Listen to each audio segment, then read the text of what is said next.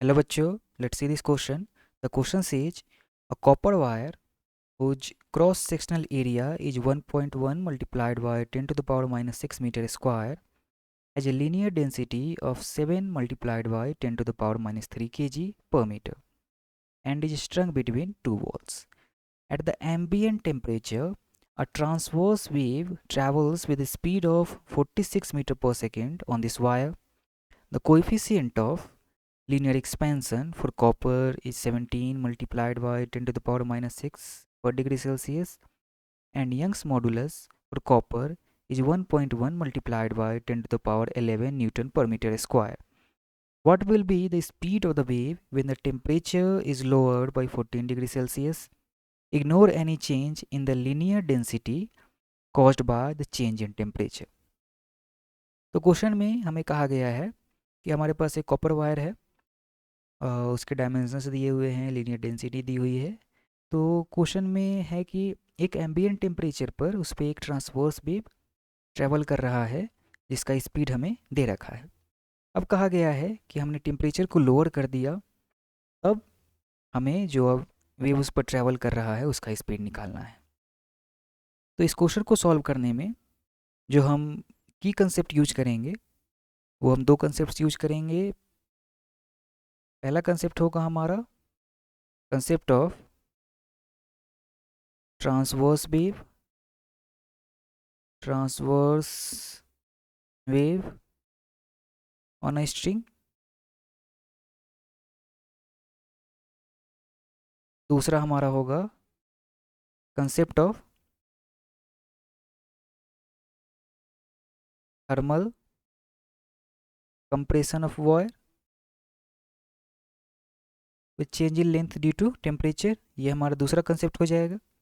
और दो नहीं, हम तीन कंसेप्ट यूज करेंगे। तीसरा कंसेप्ट हमारा होगा कंसेप्ट ऑफ जो हमारा कंप्रेशन चेंज इन टेंशन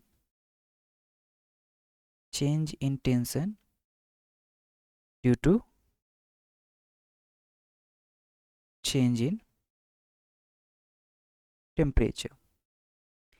ये हमारा तीसरा कंसेप्ट यूज होगा कि टेम्परेचर चेंज करने से जो स्ट्रिंग में है हमारा जो टेंशन में कितना चेंज आएगा वो।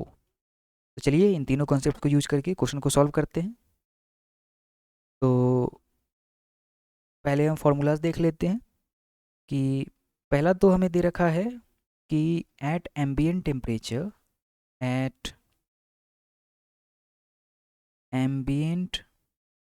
टेम्परेचर हमारा मान लेते हैं कि वेलोसिटी v1 है, स्पीड ट्रांसवर्स वेव का। तो v1 क्या होता है, एक स्ट्रिंग पर ट्रांसवर्स वेव का वेलोसिटी कितना होता है, वो होता है फोर्स जो टेंशन होता है स्ट्रिंग में divided by linear mass density string का, इसका रूट अंडर होता है।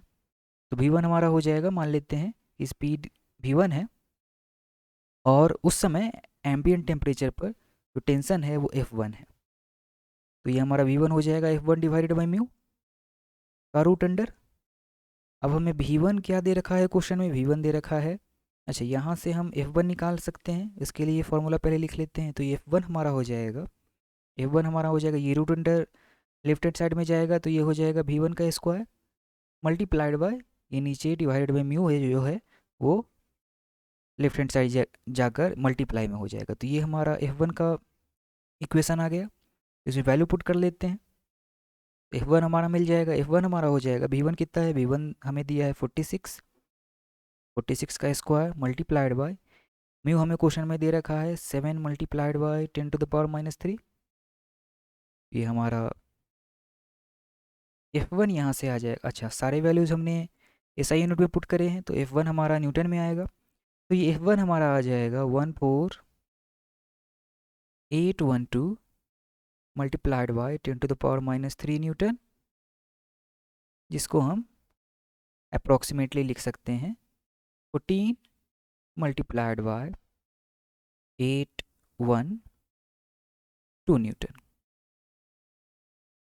तो ये हमारा F1 हो गया।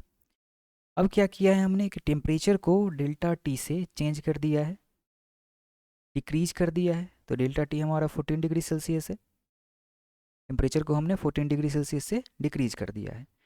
इसके कारण अब देखिए दो वॉल्स के बीच में स्ट्रिंग है। अब टेम्परेचर को हमने डिक्रीज किया तो क्या होगा कि लेंथ हमारा श्रिंक हो जाएगा। श्रिंक होने से क्या होगा कि जो टेंशन लग रहा था इस स्ट्रिंग में, जो टेंशन था वो टेंशन अब टेंशन विल इंक्रीज, टेंशन में इंक्रीमेंट आएगी। तो डेल्टा टी के कारण जो टेंशन में इंक्रीज डेल्टा एफ आया है हम वो निकाल लेते हैं। तो हम जानते हैं कि force applied divided by area that is stress is equal to Young's modulus multiplied by strain एंजिल length divided by original length. तो चेंज इन टेंशन के लिए, चेंज इन टेंशन के लिए हमारा फॉर्मूला हो जाएगा delta F divided by cross sectional area is equal to Young's modulus multiplied by change in length divided by original length. तो यहाँ से हमारा डेल्टा एफ इसकी वैल्यू हो जाएगी A multiplied by Y multiplied by delta L divided by L. हम change in tension निकाल रहे हैं। तो अब हमारे पास क्वेश्चन में क्रॉस सेक्शनल एरिया की वैल्यू है वायर की और यंग्स मॉडुलस की वैल्यू है। हमें डेल्टा एल और एल ये दोनों निकालना है। तो हमने टेम्परेचर को डिक्रीज किया है 14 डिग्री सेल्सियस से, तो उसके कारण थर्मल श्रिंकेज होगा और change in length due to change in temperature. इसका फॉर्मूला क्या होता है? उसका फॉर्मूला होता है delta L is equal to original length multiplied by coefficient of thermal expansion और thermal shrinkage multiplied by change in temperature. तो यहाँ से delta L divide by L इसकी वैल्यू क्या हो गई? Alpha delta T. तो ये वैल्यू यहाँ हम पुट कर लेते हैं। तो हमारा change in tension delta F ये हो जाएगा A area multiplied by Young's modulus multiplied by thermal shrinkage का coefficient multiplied by delta T. अब क्वेश्चन में हमें ए वाई अल्फ़ा और डेल्टा टी तीनों हैं, तो तीनों की वैल्यूज पुट कर लेते हैं। तो यहाँ से हमारा डेल्टा एफ आ जाएगा। तो change in tension will be A area, इसकी वैल्यू क्या थी क्वेश्चन में? एरिया की वैल्यू क्वेश्चन में थी, एरिया की वैल्यू क्वेश्चन में है 1.1 मल्टीप्लाइड बाय 10⁻⁻⁶। यंग्स मॉडुलस की वैल्यू क्वेश्चन में है 40, यंग्स मॉडुलस की वैल्यू है हमारे पास 1.1 मल्टीप्लाइड बाय 10⁻11। हमारा अल्फ़ा इसकी वैल्यू क्वेश्चन में है 17 मल्टीप्लाइड बाय 10⁻⁻⁶। और डेल्टा टी इसकी वैल्यू है 14। तो ये सारी वैल्यूज़ मल्टीप्लाई होकर डेल्टा एफ हमारा हो जाएगा 287.98 मल्टीप्लाइड बाय 10⁻⁻1। और सारे वैल्यूज़ हमने एसआई यूनिट पुट करे हैं, तो डेल्टा एफ हमारा न्यूटन में आ जाएगा। तो यहाँ डेल्टा एफ हमारा हो जाएगा 28.79 न्यूटन, जिसको हम अप्रॉक्सीमेटली लिख सकते हैं 28.8 न्यूटन। अब ये हमारा डेल्टा एफ है, चेंज इन टेंशन। और F1 क्या था? F1 था हमारा, हमने पहले निकाला था, F1 हमारा था 14.812 न्यूटन। तो जो हमारा, इसको हम अप्रोक्सीमेटली लिख सकते हैं 14.8 न्यूटन। तो जो हमारा टेंशन 2 हो जाएगा, F2 हो जाएगा, वो हमारा हो जाएगा F1 plus delta F. Shrinkage, length में श्रिंकेज के कारण टेंशन इंक्रीज हो रहा है। तो F1 क्या था? F1 था हमारा 14.8 प्लस डेल्टा एफ हमने निकाल लिया 28.8 न्यूटन। तो ये F2 हमारा यहाँ से आ जाएगा 43.6 न्यूटन। तो हमारे पास अब फोर्स आ गया, टेंशन आ गया स्ट्रिंग में, और हमारे पास लीनियर मास डेंसिटी है ही स्ट्रिंग का। वो कितना है? वो है 7 मल्टीप्लाइड बाय 10⁻³ किलोग्राम पर मीटर। तो यहाँ से हम अब V2 निकाल सकते हैं। टेम्परेचर डिक्रीज करने के बाद ये क्या हो जाएगा? ये हो जाएगा F2 डिवाइडेड बाई म्यू का रूट अंडर।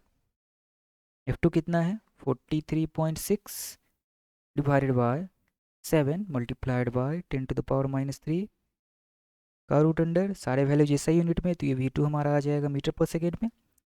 और इसको सॉल्व करने पर हम पाते हैं ये वैल्यू आती है 78.9 मीटर पर सेकेंड, जो कि अप्रॉक्सीमेटली हम लिख सकते हैं 79 मीटर पर सेकेंड। ये हमें फाइंड आउट करना था क्वेश्चन में, तो चलिए देख लेते हैं, ऑप्शन मैच कर लेते हैं। तो ये हमारा ऑप्शन नंबर बी 79 मीटर पर सेकेंड मैच कर रहा है, तो ऑप्शन बी हमारा करेक्ट ऑप्शन होगा। Hope you understood it well, best of luck.